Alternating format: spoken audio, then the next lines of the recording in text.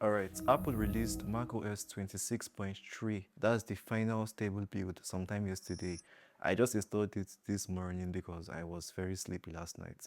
So I can't really tell you anything about the battery. And the build number is slightly different from what we have on the RC. The RC build was 25D122 and the stable is 25D125. That's the difference in build numbers. That's for those of you that watched my previous videos. I talked about macOS 26.3 RC in a very positive light. So people keep saying online that, macOS 26.3 didn't really bring anything special, anything new. Yeah, we know that, not so much. But then under the hood, it addressed a lot of stuff. And you can even tell, look at this page I found on Reddit today. People claim that it's like the best graphical update macOS Tahoe has ever gotten since its debut. Things like this do not really apply to people that use macOS 15 because they are technically in a very safe ground as long as they don't accidentally update to macOS Tahoe. But then if you currently are on macOS Tahoe, either 26.0 or 26.2, you should know that this upgrade is something you should jump straight away into. Now, just for the sake of a recap, I said it back then that Apple brought support for the new AirTags they recently released. Also, if you check settings and privacy and security, Apple also dropped something new that is used to install updates in the background if you choose to turn it on. They call it background security improvements. It's meant to replace rapid security response updates, which were previously in the update page. Yeah, nothing special. As a matter of fact, I didn't even turn mine on. There is a certain window issue people claim to experience on the RC. Funny enough, I didn't even notice it, which is why I never mentioned it in my previous videos, but I found it on Apple's developer websites. Yeah, so it's more like windows that don't have borders. The cursor does not even cause any effect in those windows, and then it clicks basically through it and affects what's underneath it.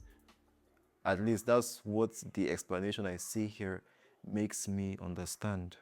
So the transparent windows are affected by the mouse and not the opaque windows where the people using their Macs are currently using. If you have experienced something like this, let me know, because it looks like a number of people can also relate to this particular issue. Also, I mentioned back then that Apple dropped a hint for the imminent release of the M5 Ultra and M5 Max chipsets. Yeah, their hardware identifiers were found in the code of macOS 26.3 RC. For some reason, they didn't mention anything for the M5 Pro chip.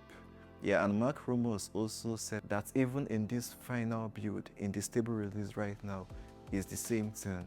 Personally, I have had a very decent experience. Obviously, nothing is going to compare to macOS 15, but then with respect to like macOS 26.0, 26.1, 26.2, 26.3 is the updates you need to do if you are currently on any of the previous builds.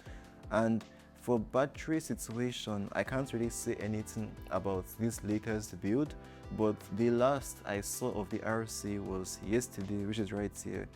As you can see, basically 50% of energy usage or battery usage gave us kind of 9 hours of screen on time. Yeah, that's very good, obviously. I mean, Apple Silicon. So that's all I can tell you right now about the final build. And if you want to hear every other thing I said before, check the description of this video for the previous videos. Yeah, I gave my experience with the RC after 3 days and 1 week of use.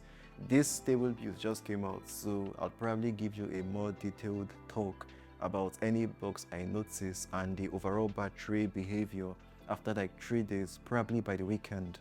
Yeah, I can't even wait for macOS 26.4. Maybe finally we might see those new stuff people are talking about Siri and Apple Intelligence. Who knows? Anyways, that's all for now. Thanks for watching. iHaadi out.